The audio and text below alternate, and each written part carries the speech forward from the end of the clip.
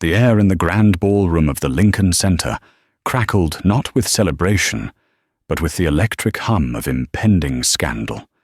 Tonight, the prestigious Vanguard Prize for Innovation was to be awarded, and everyone knew the recipient.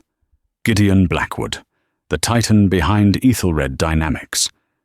But as the flashbulbs of the paparazzi painted the red carpet in strobes of merciless light, it wasn't Gideon's genius that held the city captive. It was his audacity. On his arm was not his wife of 20 years, the elegant and enigmatic Helena Blackwood, but a vapid starlet named Cassandra Monroe, draped in crimson silk. This wasn't just an affair, it was a public execution of a marriage, a flaunting of betrayal on the world's stage. But in the hallowed halls of high society, secrets have a way of seeking the light, and tonight, the judges of the Vanguard Prize had a secret of their own.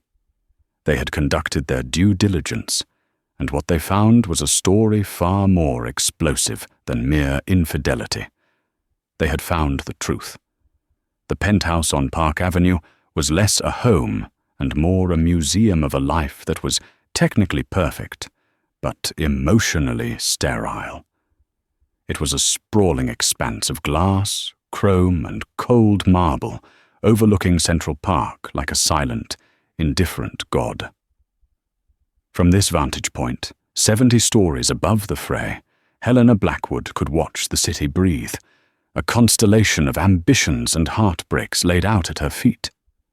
For 2 decades, she had been the silent partner in the meteoric rise of her husband, Gideon Blackwood.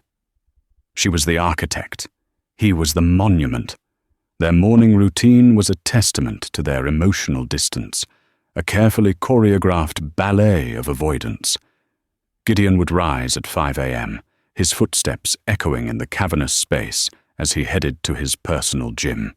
He was a man obsessed with his own image, the chiseled jaw, the custom-tailored Brioni suits, the carefully curated narrative of a self-made genius. He devoured headlines about himself the way other men devoured breakfast, his ego fed by the fawning prose of business journals. Helena, on the other hand, would wake with the sun, slipping into her study, a room Gideon hadn't entered in years. It was her sanctuary, lined with books on market theory, quantum computing, and economic history. While Gideon was sculpting his body, Helena was sculpting the future of his company. It was she who had analyzed the initial schematics for their proprietary AI algorithm, she who had devised the aggressive but brilliant market penetration strategy, and she who had, with the prescience of a financial oracle, hedged their investments just before the 2018 tech bubble correction, saving them from ruin. She did it all from the shadows, a ghost in the machine of their success. The world saw Gideon Blackwood, the visionary. They never saw Helena, the woman who drew the blueprints for his visions. This morning, the air was thicker than usual with unspoken words. The Vanguard Prize ceremony was that evening. It was the culmination of Gideon's life's work, the ultimate validation he so desperately craved. The Wall Street Journal and Forbes had all but declared him the winner. Gideon strode into the kitchen, already dressed, radiating a restless energy. He didn't look at Helena, instead focusing on the espresso machine as it hissed to life. "My driver is coming at 6, he announced, his voice bouncing off the marble countertops. "The red carpet interviews start at 6:30 sharp. Don't be late." Helena looked up from her tablet, where she was tracking anomalous trading patterns in the Asian markets. Her expression was placid, a calm sea over a turbulent depth. "I wasn't aware I was invited to the red carpet." He finally turned to her, a flicker of annoyance in his steel-grey eyes. "Of course you are. It's expected. Wear the blue gown, the one from the Rothschild gala. It's appropriate." Subdued, he meant. He wanted her to be a prop, a quiet, smiling accessory that validated the image of the stable family man behind the corporate warrior. "I see," she said, her voice even. And what will Miss Monroe be wearing? The question hung in the air, sharp and glittering as a shard of glass. Gideon's jaw tightened. He had been seeing Cassandra Monroe, an actress whose fame was inversely proportional to her talent, for 6 months. He hadn't even bothered to be discreet. He seemed to relish the flagrancy of it, as if proving he was a man who could have anything, and anyone, he wanted. "That's none of your concern," he snapped, his voice low and menacing. "This is the most important night of my career, Helena. Do not make a scene." "I have never made a scene, Gideon," she replied, her gaze unwavering. It was true. For 20 years, she had absorbed his narcissism, his neglect, and his casual cruelties with a stoicism that was often mistaken for weakness. But patience, she knew, was not an infinite resource. It was a dam, and behind it, a reservoir of resolve had been quietly rising for years. "Just be there. Smile for the cameras. Play the part you've always played," he commanded, before downing his espresso in one gulp and striding out, the click of his Italian leather shoes the only farewell. Helena sat alone in the echoing silence. Play the part? The devoted wife, the supportive spouse. For years, that role had been her cover, allowing her to work unnoticed, to steer their shared ship through treacherous waters without the interference of his colossal ego. But tonight, he wasn't just asking her to play a part. He was asking her to be a willing spectator at her own humiliation. She closed her tablet and walked to the floor-to-ceiling windows. The city below was a whirlwind of activity, oblivious to the drama unfolding in the sky. She thought back to the beginning, to a time before the marble and the glass, before the name Blackwood was synonymous with power. She remembered a small apartment in Brooklyn, filled with takeout boxes and ambitious dreams. And she remembered a promise, a pact made in the hopeful darkness of their youth. A promise Gideon had long since forgotten, but one that was codified, documented, and lying dormant like a sleeping dragon in a secure vault downtown. A small, resolute smile touched her lips for the first time that day. Gideon wanted her to play a part. Oh, she would play a part. But it wouldn't be the one he had written for her. The script was about to change, and she was the only one who knew the ending. The year was 2005. Gideon Blackwood was not a titan. He was a bartender with a computer science degree from a state college and a burning, unfocused ambition.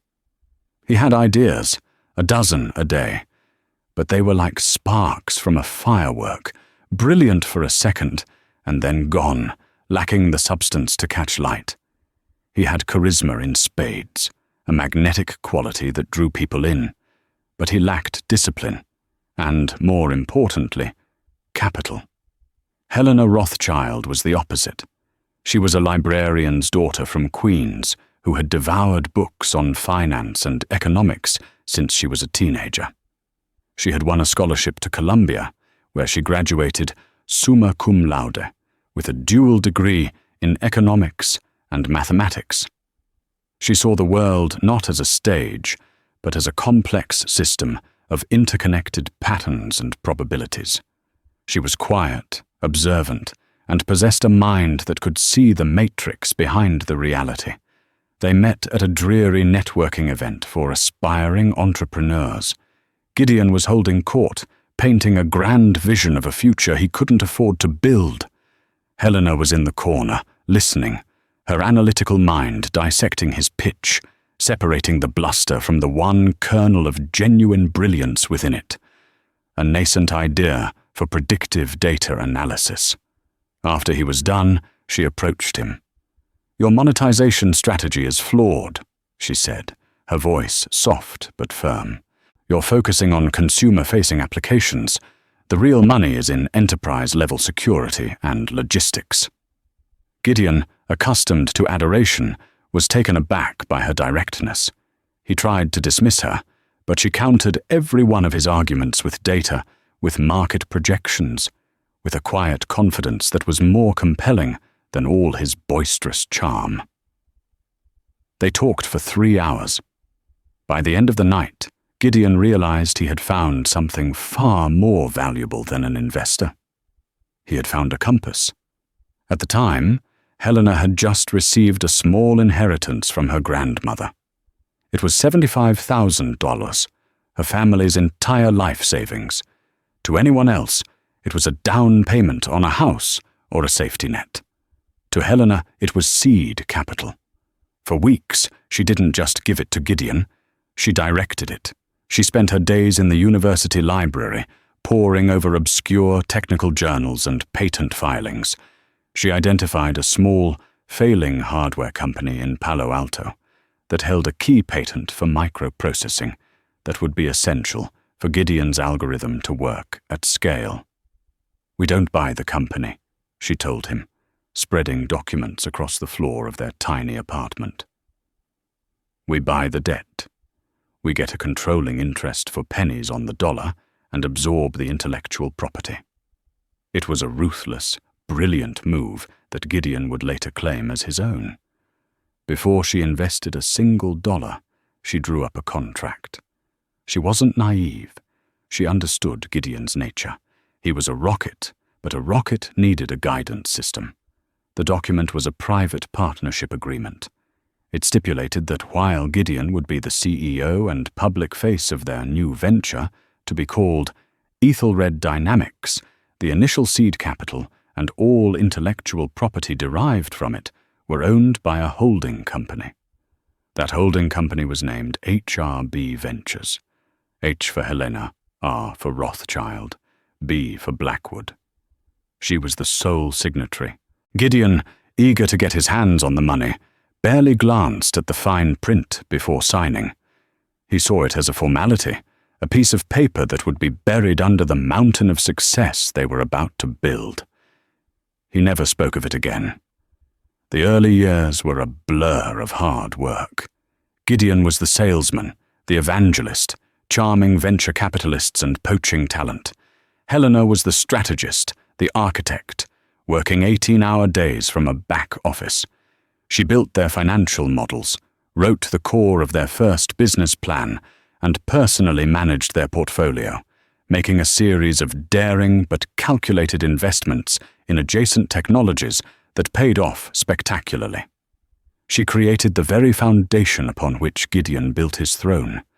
As the company grew, so did the distance between them. Gideon became addicted to the spotlight. The story of the self-made tech genius from humble beginnings was intoxicating, and he began to believe it himself. Helena's contributions were gradually erased from the corporate mythology. She was relegated to the role of the supportive wife. At board meetings, if she offered an opinion, Gideon would cut her off with a condescending, "My wife doesn't concern herself with the day-to-day."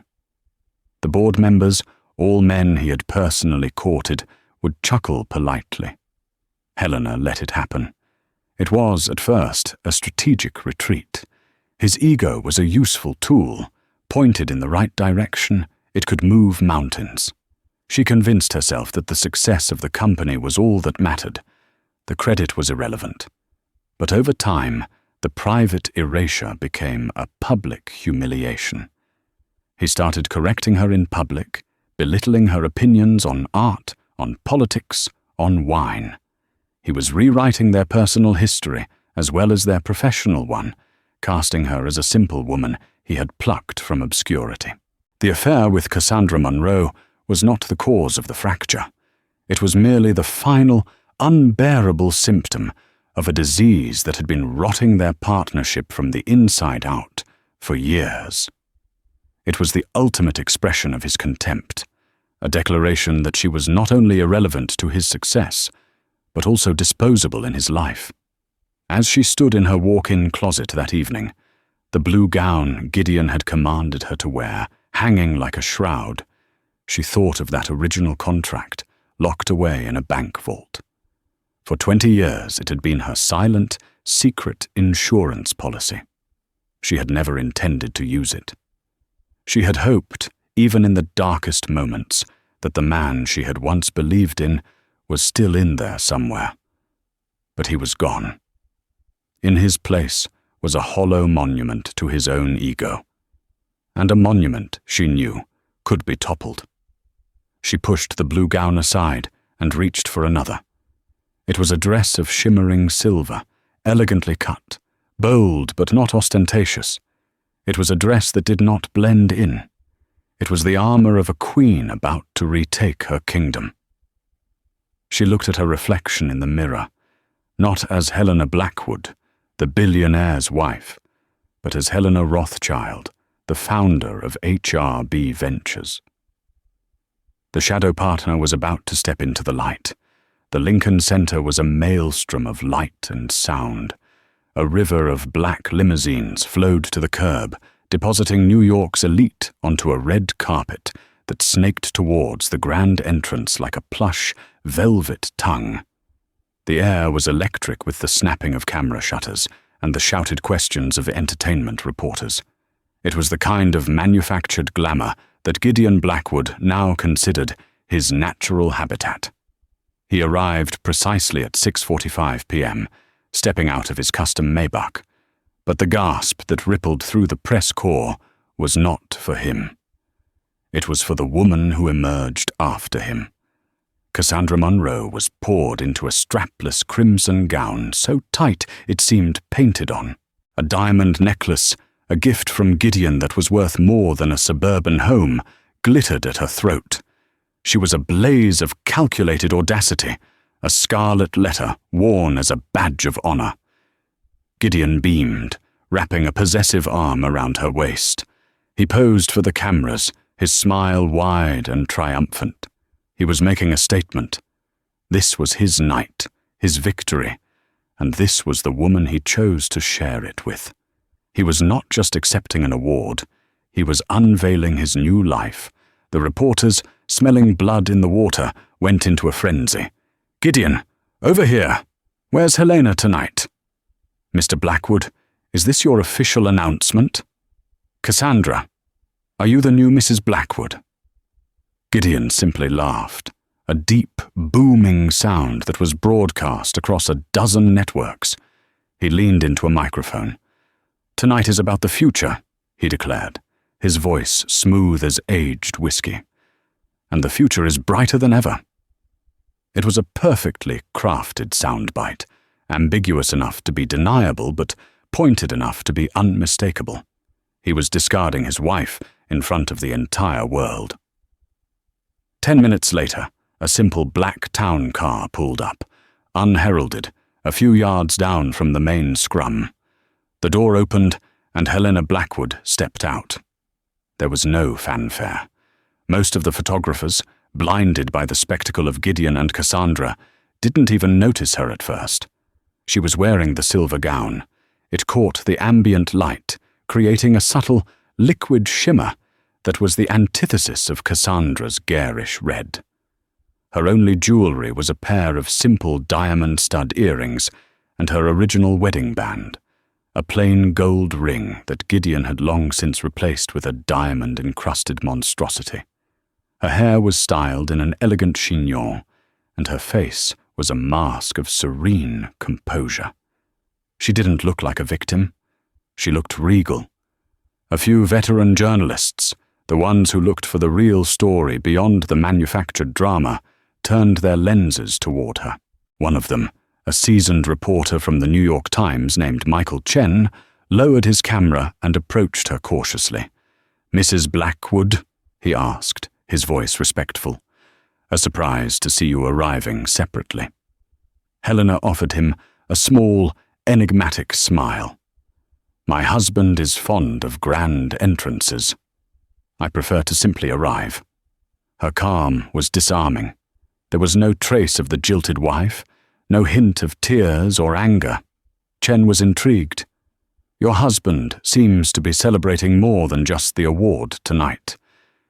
"Gideon has always been a man of grand appetites," she replied, her choice of words precise. "But the Vanguard Prize isn't about appetite. It's about substance." I have great faith the committee will honor that distinction." With a polite nod, she moved past him and walked toward the entrance. She didn't rush. Her pace was deliberate, her posture perfect. As she walked, a murmur began to spread through the crowd. People who had been gawking at Gideon and his mistress now turned to watch her. They saw the blood-red dress of the other woman and the quiet, luminous silver of the wife. They saw Gideon's loud, preening arrogance and Helena's silent, unshakable dignity. The narrative he had so carefully crafted, that of a powerful man upgrading to a newer model, began to falter. A new narrative was taking shape, whispered from person to person. It was a story of defiance, of grace under fire. By the time Helena reached the doors of the Lincoln Center, the sea of reporters parted for her with the respect they had not shown her husband. The flashbulbs followed her, no longer capturing a victim, but documenting a mystery. Gideon, who had been preening for a live television interview, saw her entrance on a nearby monitor. A flash of pure fury crossed his face, so quick that the camera almost missed it. He had expected her to arrive cowed, defeated, perhaps even to not show up at all. He had not expected this quiet power, this refusal to be erased. She had stolen his moment, not by making a scene, but by being the absolute antithesis of one. He abruptly cut the interview short, and grabbing Cassandra's arm a little too tightly, strode into the ballroom, his triumphant mood curdling into a cold, simmering rage. The game was not playing out as he had intended. His public execution had turned into her silent coronation, and the main event had not even begun. The grand ballroom was a universe of its own, a galaxy of glittering chandeliers, clinking champagne flutes, and the low, constant hum of power. The air was thick with expensive perfume and the murmur of 1,000 conversations. Here, deals were made, alliances were forged, and reputations were cemented or shattered with a well-placed whisper. Gideon and Cassandra held court near the main stage, a magnetic pole of scandal and celebrity. A circle of sycophants and curiosity-seekers surrounded them. Gideon was in his element, regaling the crowd with anecdotes of his own brilliance, while Cassandra laughed a little too loudly at his jokes, clinging to his arm as if it were a life raft. She was an object of fascination, scorn, and envy. Every woman in the room was watching her, and every man was watching Gideon, wondering at the sheer audacity of the man. Helena entered the ballroom and paused, taking in the scene. She did not head towards her husband. Instead, she moved with quiet purpose along the periphery, a silver ghost navigating a sea of black tuxedos and jewel-toned gowns. She exchanged polite greetings, her smile warm but her eyes observant. She was not there to socialize. She was there to watch. Her presence did not go unnoticed. A palpable shift occurred in the room's atmosphere. Conversations would dip as she passed, and heads would turn. The whispers followed her, a rustling tide of speculation. They were watching a drama unfold in real time, a high-stakes play with no script. Jonathan Finch, a silver-haired, shrewd-looking man, and the longest-serving member of Ethelred's board of directors, broke away from a group of bankers and made his way to her side. Finch was old money and old school. He valued results over rhetoric, and had always been quietly skeptical of Gideon's self-aggrandizing mythology. "Helena," he said, his voice a low rumble. "You look magnificent." "Thank you, Jonathan," she replied, accepting a glass of water from a passing waiter. "That was quite an entrance," he noted, his eyes twinkling with something that looked like approval. Or rather, an arrival. "I'm told this is a night for celebrating the future," Helena said, echoing Gideon's words from the red carpet with a delicate, ironic twist. Finch grunted. "The future has a way of being built on the foundations of the past. Some people tend to forget that." He glanced across the room at Gideon, who was now posing for a selfie with Cassandra and a young tech blogger. Finch's expression was one of mild distaste. Some of us on the board have not forgotten who structured the initial debt-leveraged IP acquisition that became the bedrock of this company. It was a move worthy of a Rockefeller. It was the closest he had ever come to openly acknowledging her role. Helena met his gaze, a silent understanding passing between them. He knew. Perhaps he hadn't known the full extent of it, but he knew enough. He was an ally she hadn't realized she had. "Foundations are important, Jonathan," she said softly. "If they're weak, everything built on top of them eventually crumbles." As Finch nodded in agreement, Gideon finally spotted her. His face, which had been a mask of jovial bonhomie, hardened into a granite slab of fury. Excusing himself from his fawning circle, he strode across the ballroom, his path clearing before him. He grabbed Helena's arm, his fingers digging into her skin, and steered her toward a secluded alcove hidden behind a large floral arrangement. "What in God's name do you think you're doing?" he hissed, his voice a venomous whisper. The charming public facade was gone, replaced by the raw, ugly face of his narcissism. Helena did not flinch. She slowly and deliberately removed his hand from her arm. "I am attending an award ceremony. I believe I am still your wife, and this is my company as well." "Your company?" He let out a short, incredulous laugh. "You are nothing but a name on a tax form.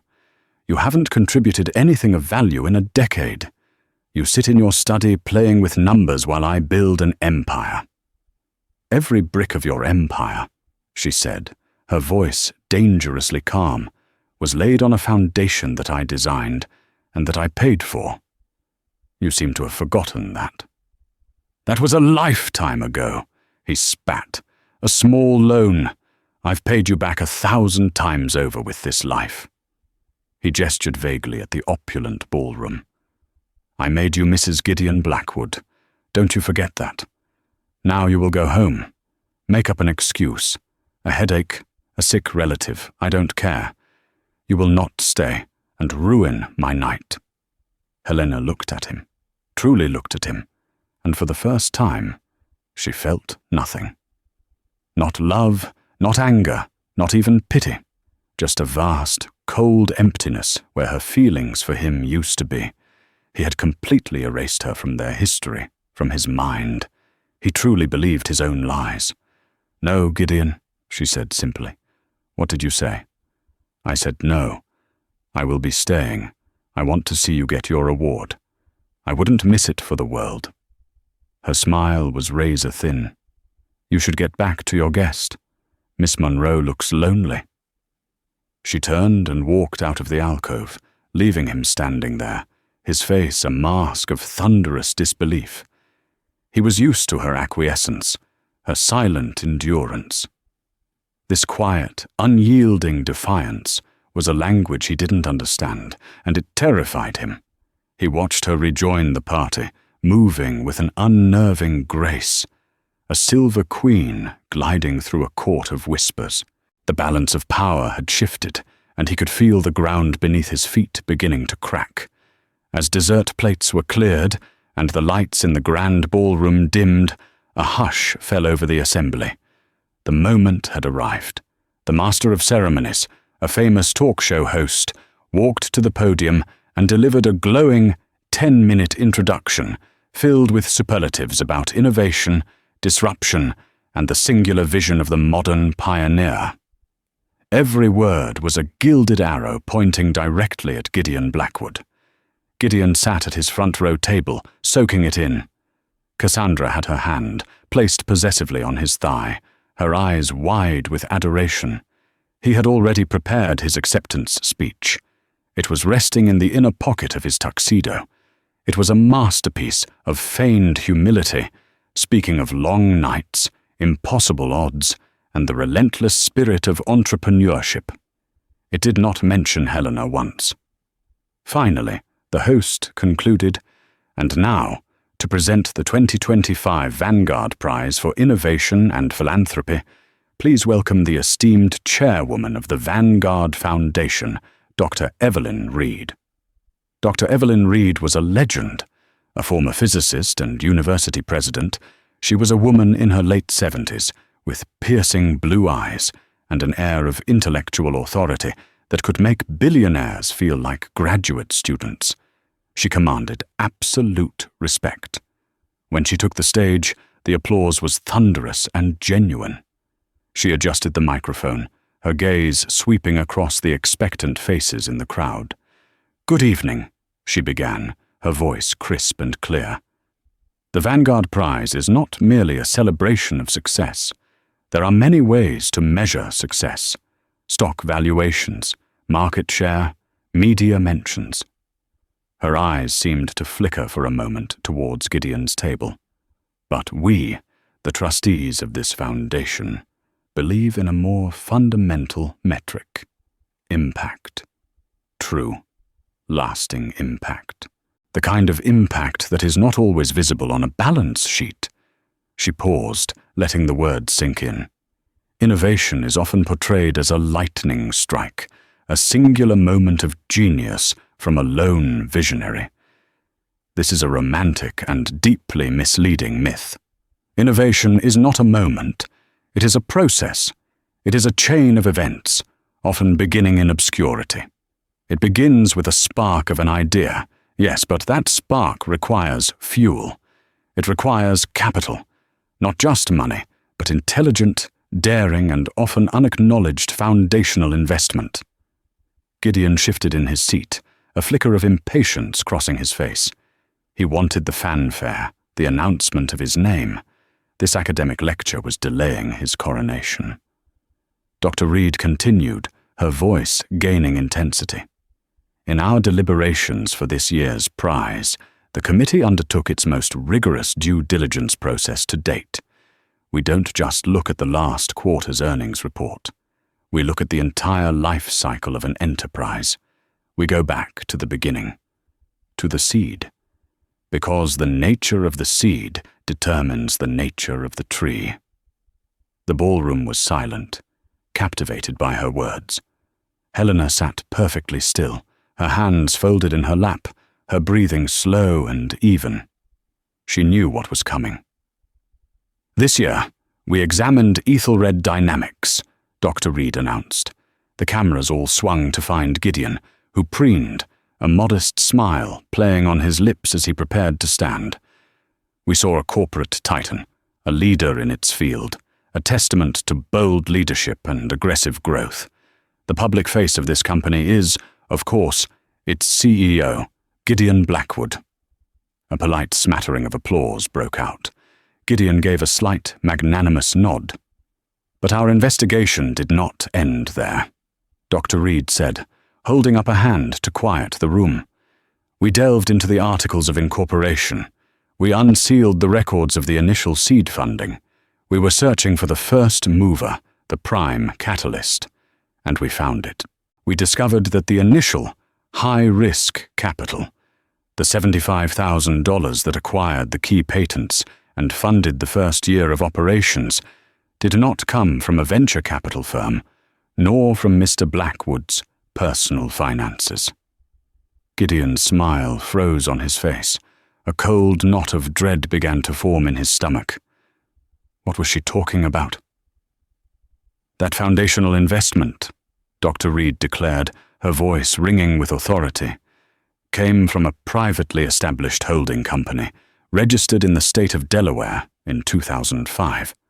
A holding company that, according to the original partnership agreement, retained a majority stake in the foundational intellectual property of Ethelred Dynamics.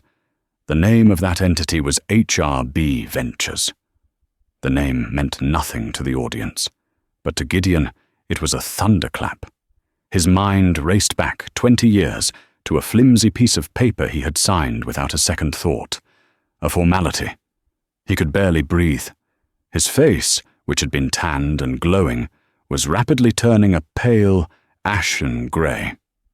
Dr. Reed looked out over the stunned crowd, her gaze finally landing with deliberate precision on Helena. The Vanguard Prize is awarded for the single most pivotal act of innovation, the act that makes all other acts possible. The committee has decided that the true innovation behind Ethelred Dynamics was not the final product, but the initial, visionary investment strategy, the foundation on which everything was built. She took a deep breath, her voice resonating with the weight of her final words. Therefore, the 2025 Vanguard Prize for Innovation and Philanthropy is not awarded to a person, but to the entity that represents that foundational act. We honor HRB Ventures and its sole proprietor and founder. She paused for a beat, letting the entire world hang on her next words. Ladies and gentlemen, please join me in congratulating this year's laureate, Mrs. Helena Rothschild Blackwood. The silence that followed Dr. Reed's announcement was not a silence of respect, but of collective, cataclysmic shock. It was a physical vacuum, sucking the air and sound out of the grand ballroom. For a full 5 seconds, 1,000 people were frozen, their brains struggling to process what they had just heard. Then, the explosion. A disbelieving murmur erupted into a roar of conversation. Cameras, which had been trained on Gideon, swiveled with a mechanical whir, hunting for their new subject. The spotlight operator, momentarily confused, swung the beam wildly before finding her, a serene island of silver in a turbulent sea of black and white. Helena didn't move. She simply inclined her head in a gesture of acknowledgement towards Dr. Reed on the stage. Gideon was a statue of horror. The blood had drained from his face, leaving behind a waxy, sickly pallor. His mouth was slightly agape, his eyes wide with a mixture of confusion and pure, unadulterated fury. He looked at Helena, his gaze a silent scream of betrayal. How? Beside him, Cassandra Monroe was a picture of utter bewilderment. Her perfectly painted smile had dissolved. She looked from Gideon's ashen face to the radiant woman in silver, and for the first time, a glimmer of understanding and fear entered her eyes. She had hitched her wagon to a falling star. The power, the money, the prestige she had so coveted did not belong to the man beside her. It had belonged to his wife all along. On stage, Dr. Reed smiled warmly. "Mrs. Blackwood, will you join us?" Slowly, gracefully, Helena rose from her chair. The whispers died down as she began to walk, replaced by the frenetic, syncopated clicking of 100 cameras. Her every step was measured, confident. This was not a walk of surprise, it was a walk of arrival. She had been preparing for this moment for 20 years. As she passed Gideon's table, she didn't look at him. She didn't need to. His humiliation was a palpable force, radiating from him like heat. He was utterly broken, exposed as a fraud on the grandest stage he could have imagined. The monument had crumbled, revealing the empty space where a foundation should have been. She ascended the small set of stairs to the stage and shook Dr. Reed's hand.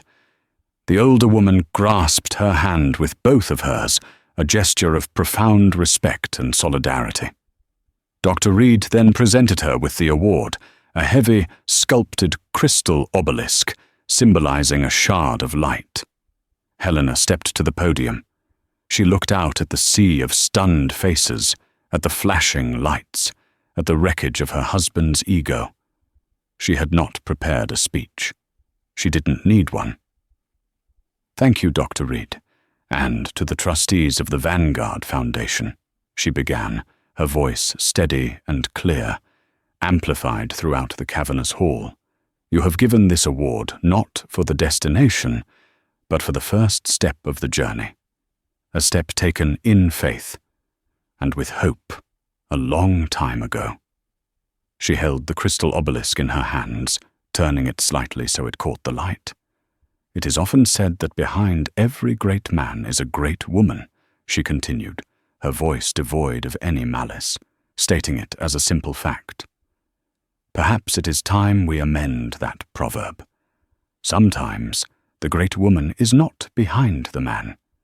Sometimes she is the very ground beneath his feet, the ground he has forgotten he stands on.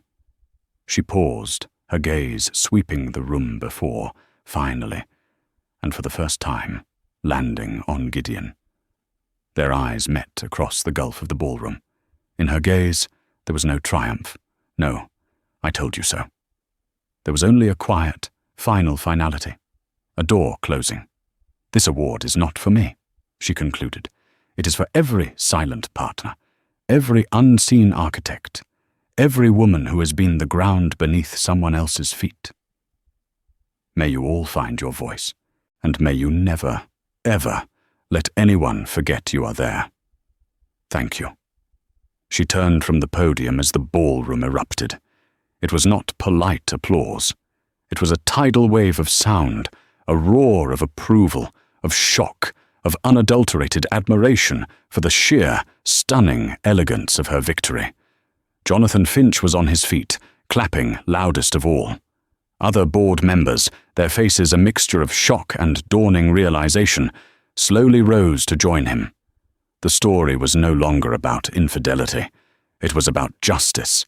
It was about the epic, quiet unveiling of the truth. Gideon Blackwood sat paralyzed amidst the standing ovation, a forgotten man at his own coronation. The spotlight had finally found the true architect of Ethelred dynamics, and he was left alone in the darkness. The fallout was immediate and brutal. By the time the sun rose over Manhattan the next morning, the story was on the front page of every major newspaper and trending #1 globally on every social media platform. The Blackwood coup, the architect's revenge, the woman who built the man who betrayed her. The narratives were swift and merciless. Ethelred dynamics, stock opened in a freefall. The market, which runs on confidence and narrative, had lost faith in the visionary it had once celebrated. Gideon Blackwood, the charismatic genius, had been unmasked as a frontman, a charismatic shell. Panicked investors began to dump their shares, wiping out billions in market capitalization in a matter of hours. Gideon locked himself in his office, the one with the panoramic view of the city he thought he owned. He was a caged animal, pacing and shouting into his phone at his lawyers, his PR team, anyone who would listen. Fix this. Sue them. Sue the foundation. Sue her.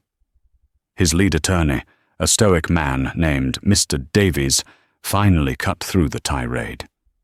There is nothing to fix, Gideon, Davies said, his voice flat. We've reviewed the partnership agreement from 2005. It's ironclad. She doesn't just own the foundational IP.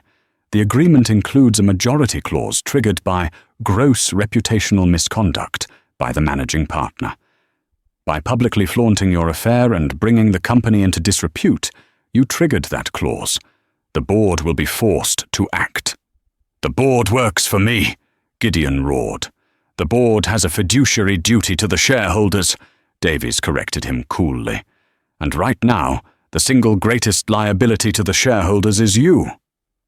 Cassandra Monroe was the first casualty. Her agent dropped her that morning. The producers of the small independent film she was meant to star in invoked a morality clause in her contract and fired her. By noon, she had packed her bags and vanished from the penthouse and from public life, a footnote in a much larger story. While Gideon's world imploded, Helena's was just beginning. She convened an emergency board meeting that afternoon. She didn't enter the room like a vengeful conqueror, but with the quiet authority of someone who had always belonged at the head of the table. Jonathan Finch sat to her right, a silent show of his unwavering support. She laid out her plan with calm, lucid precision. She wasn't there to liquidate or to punish. She was there to rebuild. Gideon's vision was about growth at all costs, she told the shaken board members. My vision is about sustainable, meaningful innovation. We will be restructuring the company from the top down. We will establish a new ethics committee, and we will be rebranding our philanthropic arm, the Blackwood Foundation. She paused, letting them absorb the implications. It will now be called the Rothschild Institute, she announced, and its new mission will be to provide seed funding and mentorship to female entrepreneurs in science and technology. We will build a new generation of architects, and we will ensure their names are never erased. It was a masterstroke. She wasn't just taking over, she was redeeming the soul of the company. The board, seeing a path back to stability and good publicity, voted unanimously to install her as interim CEO. The official press release went out before the market closed. The stock immediately began to rally. Days later, Gideon was served with divorce papers and a court order barring him from the Ethelred headquarters. The settlement was swift and brutal, dictated entirely by the terms of the original agreement he had so carelessly signed. He was left with a fraction of his fortune, a man stripped of his power, his wife, and the myth he had built around himself. He became a recluse, his name a cautionary tale whispered in boardrooms and country clubs. Weeks after the ceremony, Helena stood alone in the CEO's office. Her office. She had redecorated, replacing the oversized portraits of Gideon and the ostentatious modern art with elegant, understated pieces. The room felt lighter, cleaner. She looked out the window at the same panoramic view, but she saw it differently now. It was not a kingdom to be ruled, but a city full of possibilities, full of other unseen architects waiting for their chance. Her phone buzzed. It was a text from Dr. Evelyn Reed. The first applications for the Rothschild grant are pouring in. You've started a revolution, my dear. A genuine smile, warm and full of promise, touched Helena's lips. She hadn't sought revenge, she had sought reclamation. She hadn't wanted to destroy an empire, but to reclaim her place as its rightful founder and steer it toward a better purpose. The gilded cage was gone, its bars melted down to forge the keys to a new kingdom, one built not on a lie, but on the unshakable foundation of the truth. The shadow partner had finally found her son. The storm of the Vanguard Prize had passed, leaving in its wake a changed landscape. The international media, having feasted on the drama, had moved on to the next scandal. Ethelred Dynamics, or as it was now officially known, Rothschild Analytics, had stabilized. The stock was climbing steadily, buoyed by the market's confidence in its new, no-nonsense leader. But for Helena, the true work had only just begun. Victory was an event, leadership was a process, and it was often a quiet, grueling one. The CEO's office, once a monument to Gideon's ego, was now a functional workspace. The gaudy, abstract sculptures were gone, replaced by framed patent schematics and early architectural drawings of historical buildings, a nod to her love of structure and design. The oversized desk, a slab of obsidian that Gideon had used as a throne, had been swapped for a collaborative round table. Power, she believed, should be circular, not hierarchical. Her days were a methodical dismantling of Gideon's legacy. She discovered his vanity projects, hidden in obscure sub-corporations, bleeding millions of dollars a quarter. The worst was Ethelred Aerospace, a harebrained scheme to launch a fleet of luxury commercial space drones. It was a project with no viable business model, fueled entirely by Gideon's desire to be compared to Elon Musk. Jonathan Finch sat across from her at the round table, a thick binder of financials open before him. "The aerospace division is a black hole," he stated, his face grim. "We've sunk nearly 200 million into it with no tangible results. Gideon's loyalists on the engineering board are fighting to keep it funded. They call it his magnum opus." A magnum opus is a great work, Jonathan, not a great expense, Helena said, coolly, circling the division's budget in red ink. Gideon was selling a fantasy. We sell results. She looked at him, her gaze firm. Dissolve the division. Reassign the viable engineers to R&D, offer generous severance to the rest, and sell off the physical assets. We'll recoup what we can and reinvest it in our core AI logistics platform. Finch nodded, a look of relief on his face. It will be unpopular with the old guard. The old guard is welcome to retire, Helena replied without malice. This company is moving forward, not sideways. That evening, as she was clearing out the last of Gideon's personal effects from a little used credenza in the office, she found something that gave her pause. It was a worn leather sketchbook, dating back to their first year of marriage. She opened it carefully. Inside were not business plans or algorithms, but drawings, sketches of bridges, of futuristic cityscapes, of a small, cozy house on a lake that they had once dreamed of building together. The lines were full of life, of a creative energy she hadn't seen in him for years. This was the Gideon she had first met, the bartender with a brilliant, untamed mind, before his ambition had curdled into narcissism. She traced a drawing of a complex, beautiful bridge, its design both elegant and strong. It was a reminder that the man she had defeated was not a monster in the beginning. He was a creator who had become so obsessed with the statue of himself that he had forgotten the joy of building.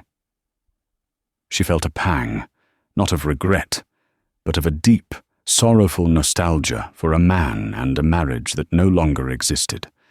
She closed the book and placed it in her briefcase. It was a piece of her history, and she would not erase it, as he had tried to erase her.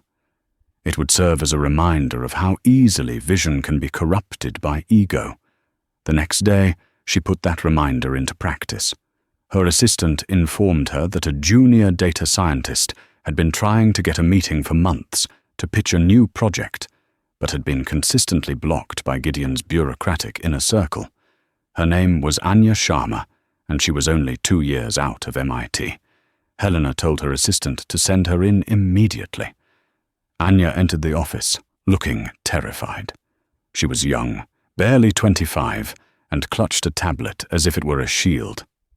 "Madam CEO, thank you for seeing me. I know you're busy." "The door is always open for good ideas, Miss Sharma," Helena said, gesturing for her to sit at the round table. "What do you have?" For the next 30 minutes, Anya, her initial nervousness melting away under Helena's focused attention, laid out a breathtakingly brilliant proposal. It was a new type of predictive algorithm for supply chain logistics, one that used quantum modeling to anticipate disruptions not just days, but weeks in advance, with a staggering degree of accuracy. It was revolutionary. "This is incredible," Helena said, studying the data on Anya's tablet. "Why was this not brought to my attention before?" Anya flushed.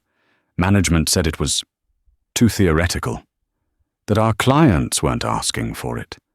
Mr. Blackwood preferred projects with more glamour, like luxury space drones." Helena looked at the young woman, seeing in her the same spark of passion and overlooked brilliance that she herself had possessed 20 years ago.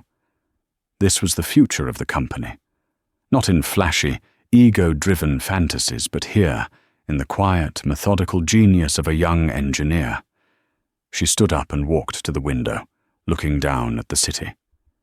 "Glamour fades, Ms. Sharma. Efficiency is forever."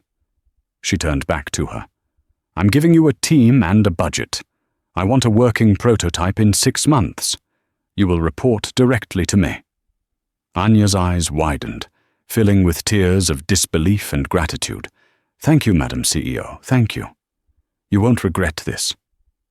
"I know I won't," Helena said with a smile. After Anya left, Helena stayed by the window. The city lights were beginning to glitter in the dusk. Gideon had seen this view as a reflection of his own power. She saw it as a complex, interconnected system, a web of logistics and infrastructure, of people and ideas, all moving in a delicate, intricate dance. It was not something to be conquered. It was something to be understood, to be improved, to be made better. She was not just the CEO. She was not just the woman who had won. She was the architect. And she was finally, after all these years, holding her own blueprints, ready to build something true. What an incredible story of quiet strength and ultimate justice. Helena's journey reminds us that the most powerful moves aren't always the loudest. For 20 years, she laid the foundation, not just for $1 billion company, but for the moment she would finally reclaim her own name and her own story. It's a powerful lesson in knowing your worth, even when the world refuses to see it. What do you think was her most powerful move? Was it her silence over the years, the creation of that ironclad contract, or the sheer, unshakable dignity she displayed on the night of the ceremony? Let me know your thoughts in the comments below. Stories like this, where truth and justice prevail, are what we love to share on this channel. If you were captivated by Helena's story and want to hear more tales of hidden histories and dramatic reckonings, please give this video a thumbs up. Don't forget to share it with someone who would appreciate a story of true empowerment. And most importantly, hit that subscribe button and turn on notifications so you never miss another story. Thank you for listening.